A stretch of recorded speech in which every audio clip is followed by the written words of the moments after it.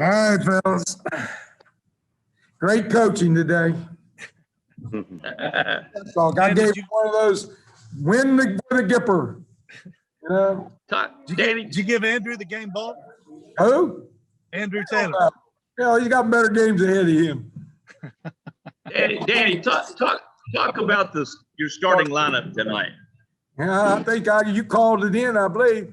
Didn't you send me that? So I listened to a lot of people. Maybe it wasn't you. It was anonymous. I just figured, you looked at the stat sheet and the Simmons kid was 7 of 10. He getting us in foul trouble, drawing people in or getting threes. So, you know what? People have undersold Goran, including myself. Undersell his talents, his ability. And you know what? We had Jansen nicked up, and I didn't know whether he was going to get to play. And Andy really playing on a foot and a half. Jared out. So I said, well, let's do this. Mike Byers seems to be coming. So, and Obina is kind of getting into his freshman year, muddled around a little bit, and really giving us numbers. So I just decided that we're going to stop the post. I didn't think the Simmons kid had much lift, that if Goran just stay in behind him and get his hands up, he'd have difficult with it. Have Mike as a scorer, put him out there with Goran, gives you outside shooting, and put it on the floor. He's an adventurer putting it on the floor. You don't know what you're going to get. You just close your eyes and hope for the best.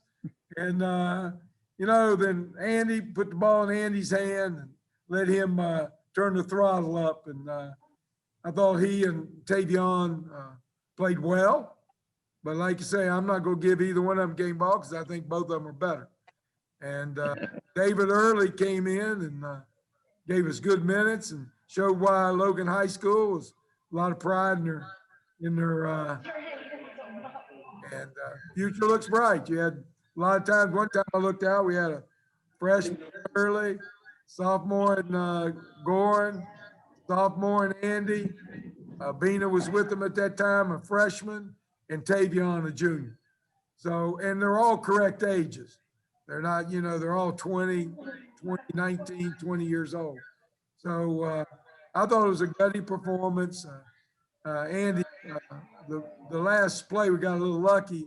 Andy was hurt, and when he tried to push off his bad foot, he fell. And the kid really got up in there and got a good look. But as my dad said, I'd rather be lucky good every time. Hey, Danny, last night, a lot of the talk was about physicality and energy. How'd you feel that your guys handled those aspects of the game today? Well, I roughed them up. So to get them used to where, I got in there with my bad hip and everything, just roughing them up, showing them this is the way you got to play, Look, they got pride. They, I think when you interviewed them after the game, all of them told you they got bullied. And I framed that. That was my coined phrase is bully ball. They got that off the Phoenix scout sheet when we were playing Carmelo in Denver. And I put up on the scout sheet, don't let Melo play bully ball. And it's all over everywhere. So, and then the term I coined was used against me. That's the worst thing that can happen. I said they play volleyball against us. So, they got pride. They're not going to get knocked down like that and stay down.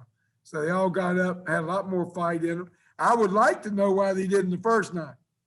I don't know. I for the life of me, we did everything like normal, but we are operating with human beings, all of them. And sometimes those things happen. So we're still standing. We got to keep playing and playing hard. Danny, back to Andrew. He talked about maybe hesitating a little bit earlier in the year. Tonight, I mean, he really went after. Does he give you another option in late game situations to give him the ball and let him go to work? He does, but the problem is you got too many options. So good luck. Who do you go with? You go with Tavion? You go with Jared? You go with Andy? Maybe pop Mike back for a shot? Man, you know, probably the worst thing that can happen to a coach is he has too many options, because then he starts choosing, he probably make a mistake. You know, if you have one, it's easy. Get the ball, let's go. You know, we had John, we knew where we were going, right? Hey, John, get the ball. You know, get the ball, finish us off, and then every now and then you'd say, CJ, lend him a hand. But now I got like all kinds of options, and I knew, I told the North Texas coach that Andy might be one of the best ball players we've ever had here. And he goes, I said, yeah, he is. He's being held back a little bit because he's trying to fit in with 3 other players that have a hell of a career here. And that's tough. You know, John came in, there was nobody here, so he took over. Andy's had to piecemeal himself for a couple of years, a lot like Jared. Jared had to piecemeal for a couple of years. So, you know, it is what it is, but certainly you see his potential. And I think on down the road, this team will get smoother. Again, we got a good chance. We just got to go to Dallas. That's one of the best teams. You know, we got to go to Dallas and get Charlotte first. Got to play here, finish up, getting better, honing what we do, figuring out our rotations again.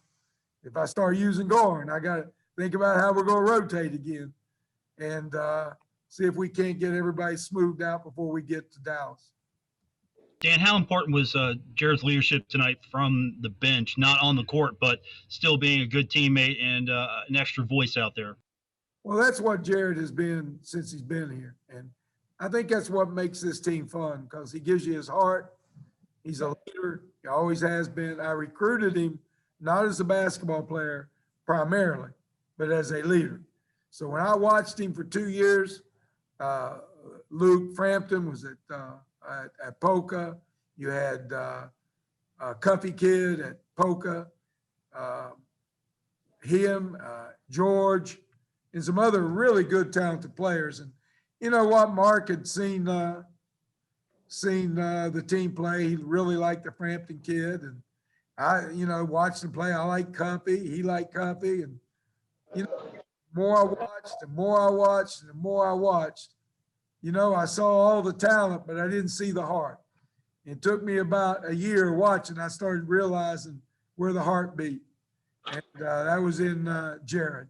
And Jared's been the heart of this team for the last couple of years. And even with John, he was a secondary leader, but a leader in the heart of our team. Because every day you see his back of his tail down, getting down into the ball and playing defense and showing you how he wants to compete. And that pays off in the locker room, at practice, everything that we do.